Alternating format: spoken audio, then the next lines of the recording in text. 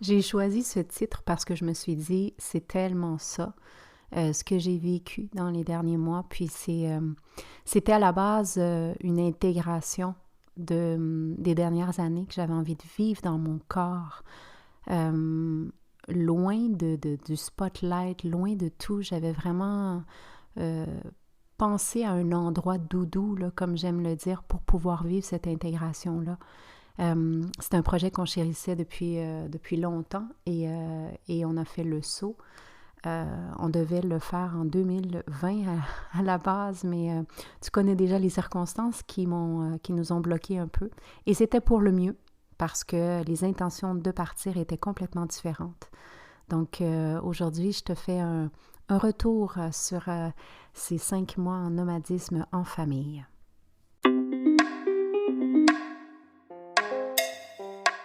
Namasté et bienvenue au podcast Sorcellerie Blanche. Ce projet de cœur a démarré en 2019 et on continue depuis. Si t'es ici, c'est que la sorcellerie blanche sous toutes ses formes t'attire. Tu vas donc entendre parler de chamanisme, d'ésotérisme, d'holisme avec des gens comme toi et moi. On s'inspire, on partage, on dédramatise et on se motive. Je suis Gaïa Charline, âme nomade et créatrice, passionnée de la vie, de chai latte, de conversations profondes, de planches à neige, de bulldog français et d'entrepreneuriat spirituel. J'accompagne des femmes médecines à transitionner vers l'entrepreneuriat spirituel en toute simplicité. Je pourrais te nommer les 1001 choses que je fais, mais je pense que le plus important, c'est que tu connaisses mon essence. Alors, bienvenue dans mon univers où ensemble, on se rappelle que la plus belle des magies, c'est celle qu'on porte à l'intérieur. Alors, on sort nos balais belles sorcières et on dépoussière ce qui est déjà là.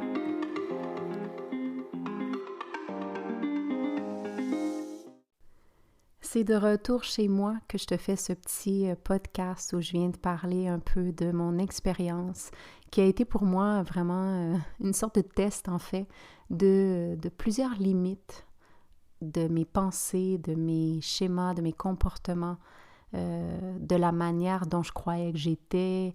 Ça a été vraiment quelque chose de challengeant, hein, on ne va pas se le cacher, mais de vraiment riche dans cet espace et cette période de vie. Je te rappelle, je suis partie pendant 5 mois. Premier grand test, je suis allée revoir la famille au Chili après 4 ans, je crois, où on était tous réunis. Moi, je me dis toujours, et j'ai toujours dit, hein, si tu veux observer les transformations que tu sens que tu as en toi, visite ta famille. C'est à ce moment-là que tu vas vraiment voir qu'est-ce qui s'est passé. Pour moi, ça a été wow. Et autant wow de déception, de joie, de grand bonheur, mais aussi de colère, de tristesse. Ça a été des wow tellement intéressants à observer, qui m'ont fait du bien. Finalement, si je te résumais tout ça, ça m'a fait un grand bien, évidemment. Bien sûr, de revenir dans ce que j'appelle mes terres, parce que c'est vraiment là que j'ai eu une renaissance en 2000, première fois en 2006. Revenir dans mes terres, ça fait toujours du bien, hein, de revenir, se ressourcer, puis de voir surtout le chemin parcouru depuis. C'est bon de se rappeler. On est dans une société qui ne promouvoit pas le fait de regarder les avancées, le fait de comparer, non pas avec l'autre, mais avec soi-même, de voir ces comparaisons. Ben, en 2006, par exemple, j'étais comme ça et voici tout le chemin parcouru, puis de prendre cet instant pour se féliciter, puis de se trouver bonne, en fait. C'est vraiment ça. On n'est pas dans une société qui promouvoit beaucoup de se trouver bonne. Parce qu'on pense que de dire qu'on se trouve bonne, c'est je suis supérieure aux autres. Mais c'est pas ça du tout. C'est de dire aux yeux de tous, ou si on était assis dans un tipi, dans le cercle, je reconnais mes forces, mes capacités, je reconnais mes expériences, je reconnais les sagesses acquises, qui a un tout autre sens, complètement. Et donc aujourd'hui, j'ai eu envie de venir te partager ce retour au Canada pour moi, pour nous. Hein, c'est sûr, on a voyagé avec les 2 enfants, 3e année pour mon garçon et ma fille en pleine adolescence, presque 14 ans.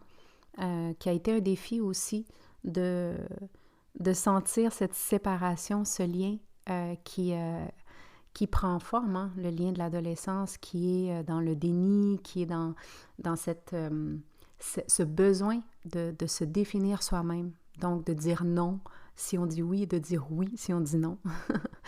Ça a été quand même assez challengeant, mais très, très enrichissant, si je pouvais encore une fois résumer. Être 24 heures sur 24, faire l'école à la maison. Mon mari qui, lui, travaille parce qu'il est en démarrage d'entreprise, donc lui aussi entrepreneur. Et moi qui a continué avec les superbes projets, une année magnifique qui a démarré encore une fois. C'était de trouver cet espace où il y avait moins de temps pour observer puis déconstruire. C'était tout qu'un défi, en tout cas, que je m'étais lancée personnellement. Mais le fait d'être avec des gens à temps plein, moi qui ai toujours besoin d'espace, m'a permis de m'observer, moi. Vraiment de faire le travail sur moi, puis d'aller voir qu'est-ce qui se passait à l'intérieur de moi. Les moments où j'étouffais, de dire, ben, t'étouffes de quoi? Pourquoi t'étouffes? Qu'est-ce qui se passe? Qu'est-ce que tu veux pas voir? Ou qu'est-ce que tu aurais besoin? C'est de se poser les questions, parce que je trouve que la vie, dans le fond, le cheminement, le développement spirituel, c'est toujours de se dire, c'est quoi mon apprentissage, là, maintenant? Le miroir qui est là devant moi, là, qu'est-ce qui me reflète? Qu'est-ce qui m'enseigne? De voir aussi les limites de la patience, de la tolérance, de voir comment on peut vivre la vie différemment. Donc, dans les 5 grandes prises de conscience que j'ai vraiment envie de te partager, ma plus grande, c'est désolant un peu de constater à quel point on est pris dans la matrice. Ça, c'est sûr.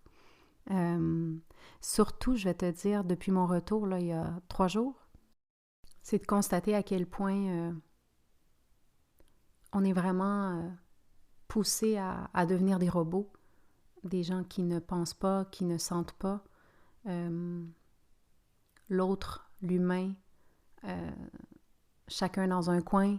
Il y a vraiment une part de moi qui est vraiment triste de tout ça et qui me fait voir une vraie réalité, c'est ça. Donc, quand je dis on est pris dans la matrice, c'est ça, c'est que c'est le travail, on court après l'argent, après le travail, c'est chacun chez soi.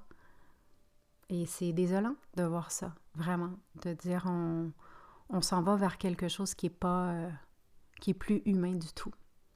Donc, ça, c'est le côté désolant. Je commence, mais je suis pas en dépression, là, on s'entend, mais il y a quand même les vraies choses, j'ai besoin de les dire.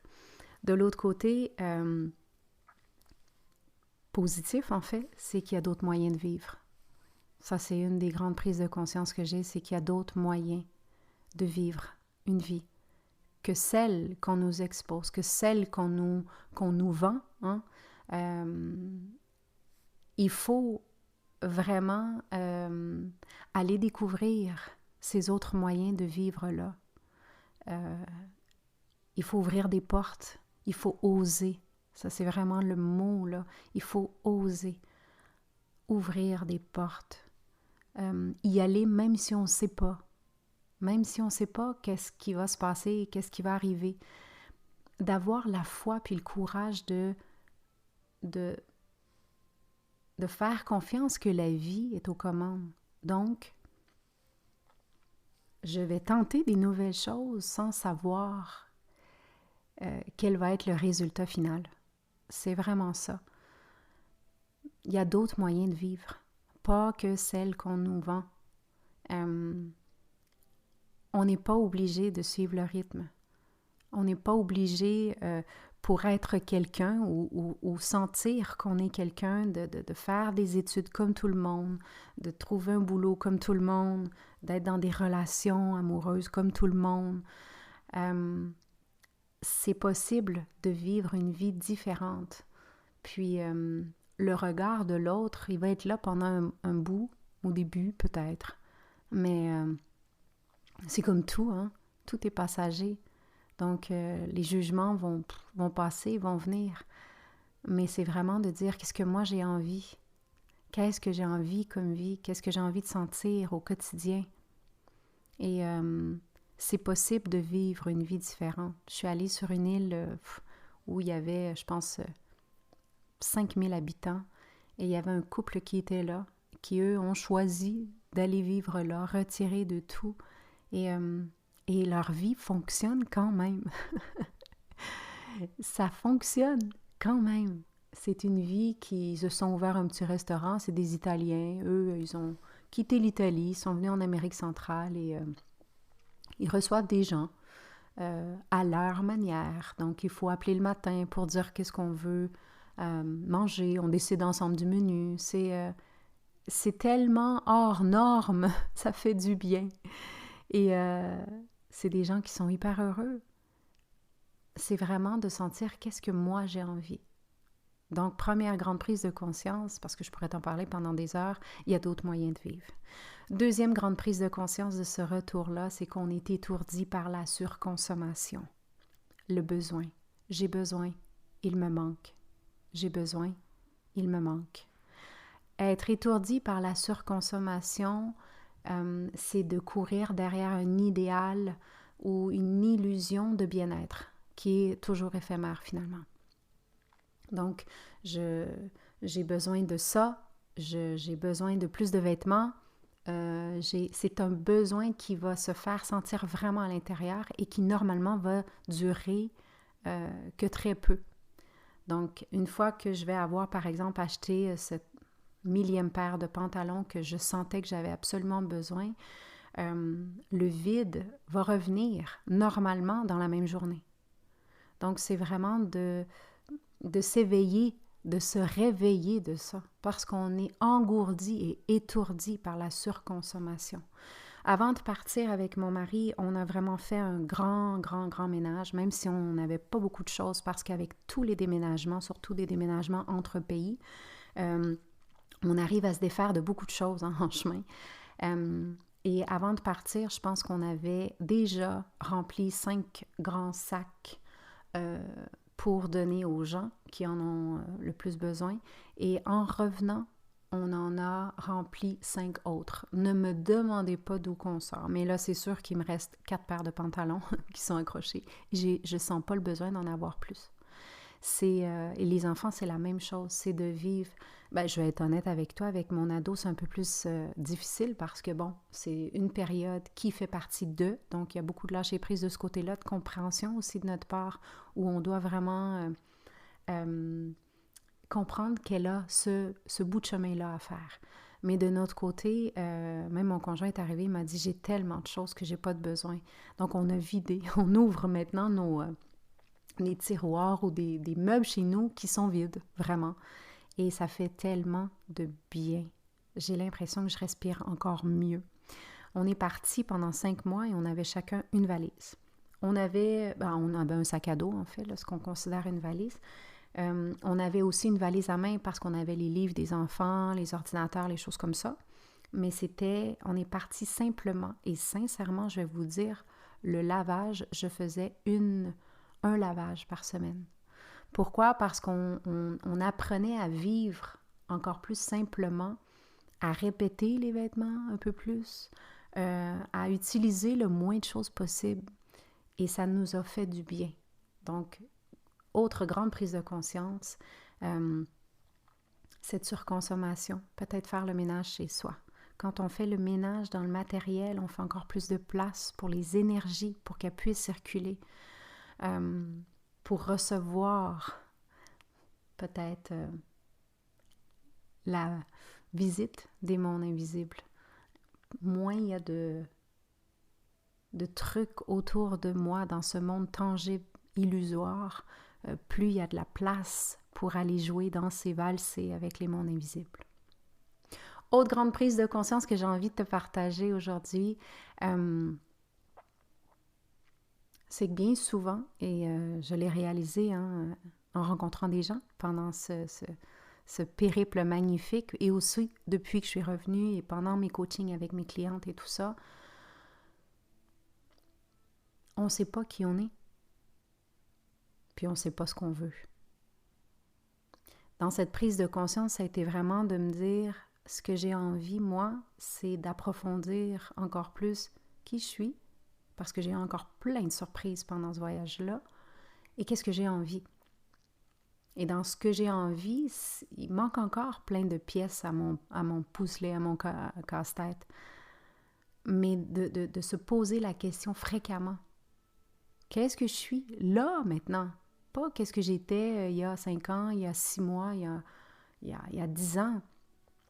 Qu'est-ce que je suis aujourd'hui avec mes valeurs d'aujourd'hui? Quelles sont mes valeurs? Parce que clairement, tu auras compris, hein, mes valeurs ont encore une fois changé pendant ce moment-là.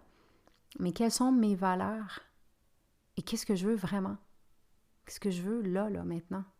Ça se peut que ça change le mois prochain, mais là, aujourd'hui, qu'est-ce que je veux? Parce que courir derrière un objectif, par exemple, qui m'est vide de sens.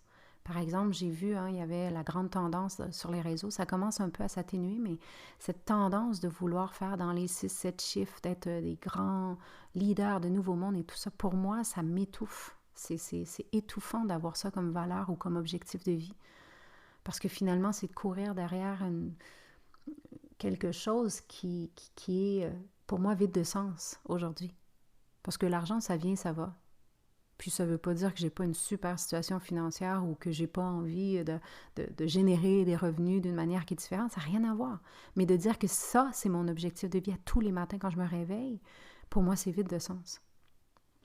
Qu'est-ce que je veux vraiment? Je veux me sentir libre. Je veux pas me sentir coupable. Je veux pas me sentir dans l'impatience. Je veux me sentir libre. Donc, de définir pour moi, c'est quoi la liberté? Et ça m'amène à mon autre prise de conscience que j'ai envie de te partager. C'est quoi la liberté? C'est quoi pour toi la liberté? Vraiment là. Parce que si la liberté, c'est juste une situation financière, c'est encore une fois vide de sens. Parce que je peux te donner les millions que tu veux aujourd'hui, là. Tu vas sentir un buzz, tu vas le sentir pendant quelques jours, mais après, tu vas revenir dans tes émotions, dans tes ressentis. Puis tu vas voir à quel point on est tous pris dans une prison. Mais il y a très peu d'entre nous qui voyons déjà les barreaux. Et sans voir les barreaux, on ne peut pas se sauver de cette prison-là. C'est quoi ta prison? Puis ça n'a rien à voir avec l'argent. Soyons honnêtes. Donc, c'est quoi la liberté? Pour moi, sincèrement, j'ai goûté à la liberté, puis c'est fou, tu vas me dire, mais pour moi, ma liberté, c'était parce on voulait pas de voiture non plus. Donc, on s'était loué des petits scooters, là, les petites mopettes, les Vespa. Et pour plein de raisons. Mais pour moi, c'était ça, c'est d'être sur ma moto, puis de rouler sur ma moto. Ça, pour moi, c'était un sentiment de liberté, de sentir le vent sur mon visage, le soleil sur ma peau, sentir mon enfant derrière qui regarde le paysage, qui absorbe l'énergie, la culture. La liberté, pour moi, c'était ça. C'était de sentir que j'étais vivante, en allant plus vite, en pouvant entendre les bruits. C'est ça pour moi aussi, la liberté. Et dernière prise de conscience, parce que je ne veux pas te garder trop longtemps. Dernière prise de conscience, less is more. Puis ça résume un peu tout ce que je t'ai dit. Less is more. Le moins donne plus. Ou le moins est plus, si je te traduis littérairement. Le moins de soucis, le plus de liberté. Le moins j'ai besoin, le plus je vais recevoir. Et c'est de choisir une vie qui va me faire sentir que je n'ai plus cette liste infinie de choses à faire où il me manque, où je dois. C'est trouver cet espace où je peux œuvrer, où je peux générer des revenus, en goûtant à la vie, en laissant aller ma créativité, que ce soit au sein d'une entreprise ou que ce soit de devenir entrepreneur comme ce que j'enseigne dans mes programmes. Mais c'est de sentir que je touche à cet espace, peut-être pas toujours, hein, parce que moi aussi, il y a des jours où je suis très, très technique, très rationnelle dans mon travail, très dans ma tête et tout ça. Ça fait partie d'eux. Mais de dire que la grande majorité du temps, je sens un espace de créativité. Puis je peux créer en étant bibliothécaire. Hein. On s'en fout là, du travail qu'on fait. Mais je me sens réalisée. Je me sens passionnée. Puis de comprendre que la vie, c'est mouvement, puis la vie, c'est transformation. Ce dans quoi je me sens passionnée aujourd'hui, c'est peut-être pas la même chose qu'il y a 5 mois, 6 mois. Et c'est d'accepter que certains d'entre nous sommes bohèmes. C'est-à-dire qu'il y a plein de choses qui me plaisent. Je suis ça, et aussi ça, et aussi ça, et aussi ça. Et je suis tout ça. J'ai pas besoin de me définir, j'ai pas besoin de me mettre une étiquette. J'ai pas besoin de. Parce que je fais déjà partie. Je fais partie de moi. Je suis ma meilleure amie. Et quand je fais partie de moi, je sens pas le besoin de faire partie d'autres groupes ou d'autres choses. J'y vais, je m'inclus, mais je sens pas le besoin pour me sentir complet ou complète. Voilà. Retour au Canada pour moi. Jusqu'à quand? Je sais pas. Je suis déjà en train de planifier la prochaine étape, mais ça, je t'en reparlerai. Ça inclut une reprise de langue que j'avais déjà apprise, mais qui était un peu dans mon cerveau. Donc, retour au prochain voyage, parce que c'est toujours motivant de planifier un peu, mais en laissant la vie me guider, puis me conseiller, puis me diriger encore plus. J'espère que ces 5 grandes prises de conscience t'auront fait sens aussi dans ta vie, que tu sois à n'importe où ou à n'importe quelle étape de ta vie en ce moment. J'espère que ça fera sens pour toi aussi. N'hésite pas à me partager tes retours. Ça me fait toujours plaisir quand tu prends le temps de m'écrire ou de laisser un commentaire sur les plateformes d'écoute, parce que c'est ça qui me motive aussi de continuer à avancer, continuer avec ces podcasts. On arrive bientôt aux millions de téléchargements. J'ai le cœur qui déborde. Ça me fait plaisir, vraiment. Merci et bonne continuité à toi. À la prochaine. Adios.